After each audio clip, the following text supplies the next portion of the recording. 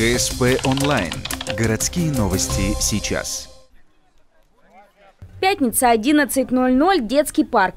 Утро последнего дня весны. Тут начинается с работы. Порядка 15 человек занимаются высадкой молодых деревьев. Такую практику в парке уже можно назвать традиционной. В прошлом году тут за летний сезон высадили около 160 саженцев ели, березы и акации. В этом году акция по озеленению парка началась с высадки кедров. Ими облагородят территорию напротив здания Центра творчества имени Корчевского и место создания композиции «Лесная сказка», которую неравнодушные горожане создают собственными руками уже второй год. Вот мы буквально недавно нашли спонсора, который оказал нам помощь, закупил 33 саженца молодых кедров.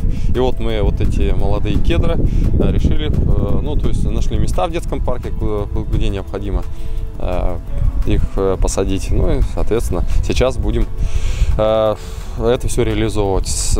Подключились к этому ребята из проекта «Лесная сказка».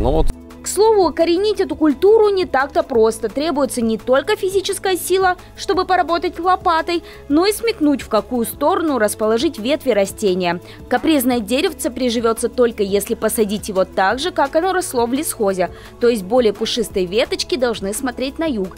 На саженцы предприятие-спонсор потратило порядка 30 тысяч, в расчете 100 рублей за 10 сантиметров молодого кедра. Через 2 недели акцию продолжат. В парке высадят новые елочки и березки.